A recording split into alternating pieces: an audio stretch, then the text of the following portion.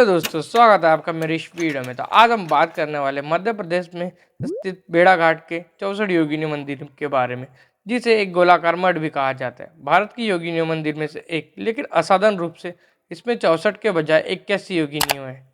फिर भी विद्वान इसे 64 योगिनी मंदिर कहते हैं। 81 का समूह एक राजघराने का प्रतीक है, जिसका अर्थ होता है मंदिर की स्थापना एक राजा द्वारा की गई।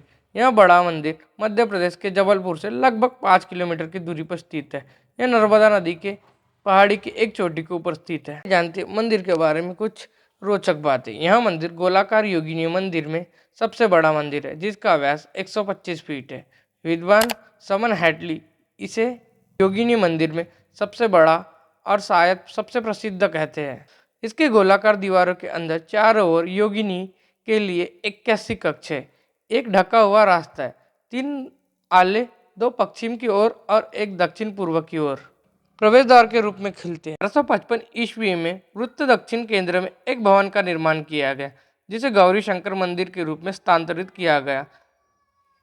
समय केंद्रीय देवताओं में भैरव या शिवजी नृत्य करते हुए रहते। मंदिर का निर्माण 11वीं शताब्दी में शुरू हुआ, जिसे त्रिपुरी के कलचुरी राजवंश के राजा युवराज द्वितीय ने निर्माण किया गया था। वह लगभग 975 से 1025 ईसा पूर्व तक जीवित रहते।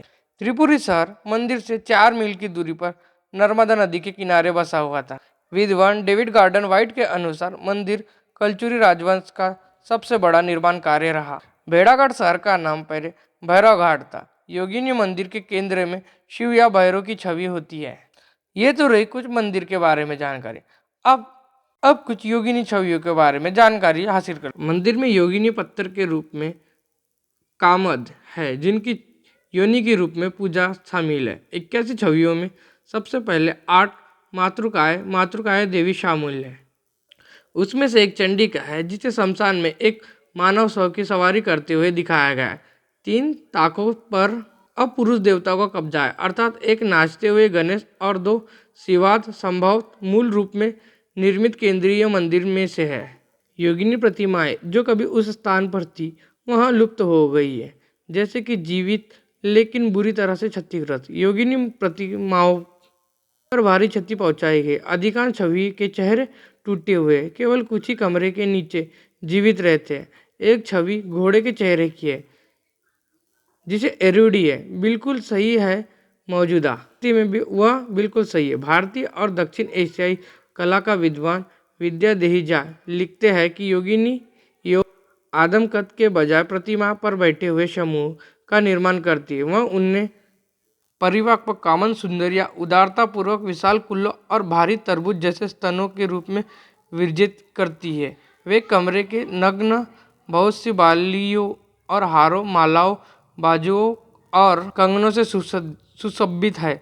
वह अपने कुल्लों पर एक ज्वेलरी धारण करी हुई है, जो टखने की लंबाई वाली एक कमजोर स्टाक को सहारा देती है। प्रत्येक का एक प्रभामंडल है, जिसे 4 से 18 भुजाओं तक दोनों देवत्व के गुण हैं।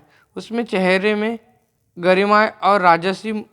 दहेजिया को बताती है कि योगिनी या तो अंचुर या फिर सीधे महान देवी है। कामत और सर्वसम्मोन्मुख दोनों देवी है। सर्वतोमुखी 3 चेहरा है, बड़े दांत, घने बाल, खोपड़ियों की माला और एक भयानक पहलू। प्रत्येक योगिनी की छवि पत्थर के एक आयताकार ब्लॉक से बनाया गया है, जिसके आधार पर कई छोटी छोटी आकृति और उड़ते हुए देवी देवताओं की तस्वीरें शामिल है। स्लैब के आधार पर पत्थर तराशा हुआ है। प्रत्येक स्लैब एक पत्थर की चौकी पर खड़ा है। छोटी आकृतियाँ ज़्यादातर शमशान घाटों के दृश्य में है, जिसे व्हाइट मांस खाने वाले पिशाच भी कहते हैं। साथ ही महिला ढोना वाले शिहार और पक्षी भी है। मानव योगिनों और उनके पुरुष समक्ष योगेश्वरियों को चित्र दिखाता है, लेकिन यौन प्रथाओं के कुछ या कोई संकेत नहीं है। कई मानव योगिनियों को कटे हुए मानव अंग खाते हुए भी दर्शाया गया। 81 योगिनियों का वर्णन श्री मोटे टोरा मूल चक्र में भी किया गया है, जो नेपाल के पुंडुलिपि के साथ ही शिलालेखों में 6 मातृकाओं की पहचान की गई है, जिसमें वरणी, ब्रह्मी, महेश्वरी, इंद्राणी और वैष्णवी के रूप में की गई है। साथ ही साथ चंडिका की भी पहचान की गई है। योगिनियों में चक्र नहीं होता। भी अन्य स्थलों में जैसे कि मंडला में मिली है, ऐसा ही लगता है कि वह भैरव घाट योगिनी में से एक थी। तो आपको ये मेरी 64 योगिनी मंदिर के बारे में जानकारी कैसे लगी? हम जल्दी इसे विजिट करने जाने वाले हैं। अगर आपको वो मेरा फुल वीडियो देखना है तो मेरे चैनल को सब्सक्राइब करें और साथ ही साथ मुझे सपोर्ट करें। हम जल्दी 64 योगिनी मंदिर घूमने जाने वाले हैं। ऐसी और इन्फॉर्मेटिव वीडियो के लिए मेरे चैनल फ्लाई संदीप को सब्सक्राइब करें और मेरी इस छोटी सी फैमिली को बड़ा करने में